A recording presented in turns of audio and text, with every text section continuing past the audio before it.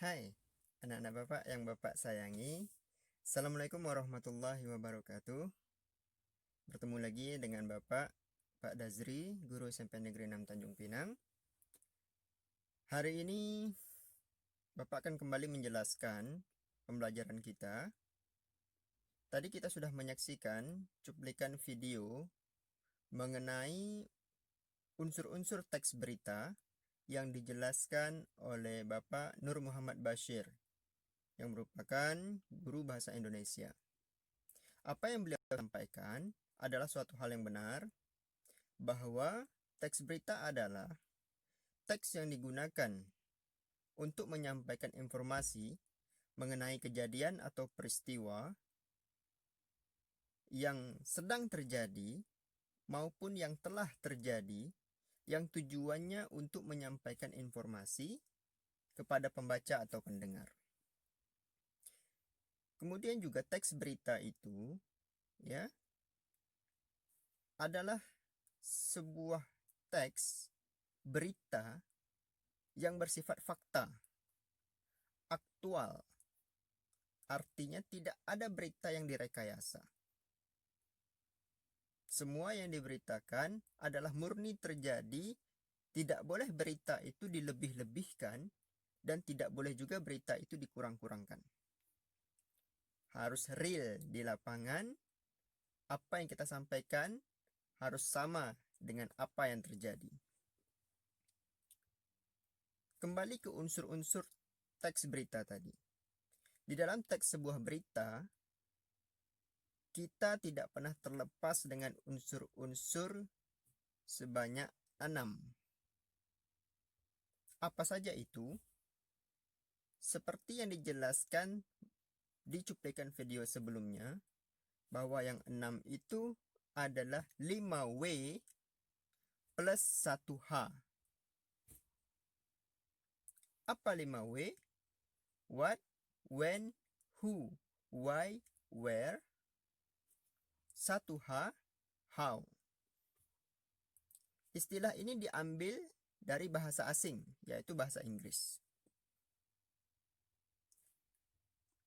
Perlu Bapak jelaskan di video kali ini adalah bahwa supaya Ananda mudah dalam mengingat unsur-unsur teks berita, Ananda sebaiknya tidak menggunakan 5W plus 1H. Bukan berarti salah yang disampaikan di video sebelumnya.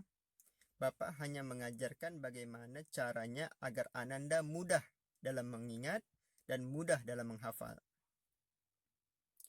5W plus 1H bahasa Inggris kita ganti ke dalam bahasa Indonesia menjadi adik Simba.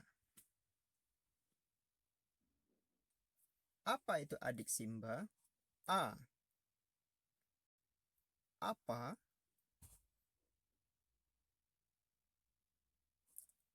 Di mana? K.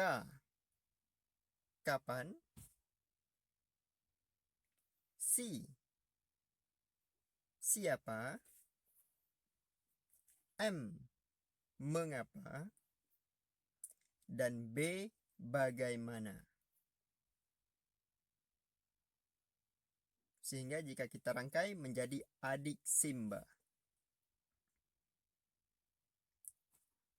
Itulah unsur-unsur yang ada dalam berita, yaitu apa, di mana, kapan, siapa, mengapa, dan bagaimana. Apa maksudnya Pak Dazri? Pak Dazri akan menjelaskan. Yang dimaksud adik Simba ini adalah bahwa setiap berita harus memuat 6 kata tanya ini. Setiap berita yang kamu baca atau berita yang kamu dengar pasti memuat 6 unsur ini. Dirangkaikan dalam bentuk narasi sehingga dia menjadi sebuah berita. Bapak ambil contoh, yaitu berita yang sedang marak-marak sekali di tahun ini, yaitu wabah virus corona.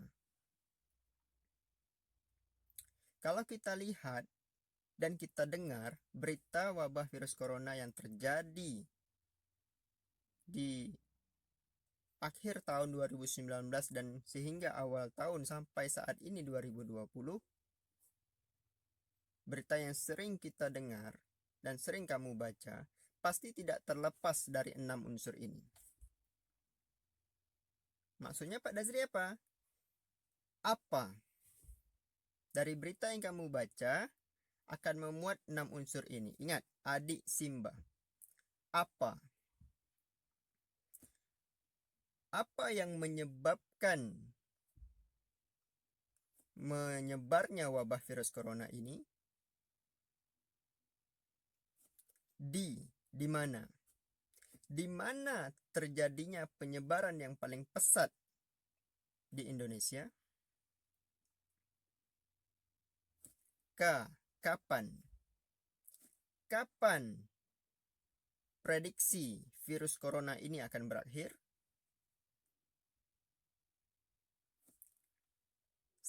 Siapa? Siapa yang bertanggung jawab atas penyebaran virus corona ini? Mengapa? Mengapa penyebaran di Indonesia begitu pesat? Dan bagaimana? Bagaimana tanggapan pemerintah untuk mengatasi penyebaran virus corona yang kian meningkat? Dari pertanyaan-pertanyaan ini dirangkum dan dijawab menjadi satu, sehingga jadilah sebuah teks berita. Umumnya, pertanyaan-pertanyaan yang Bapak ajukan itu ditanyakan oleh seorang wartawan kepada narasumber yang bersangkutan.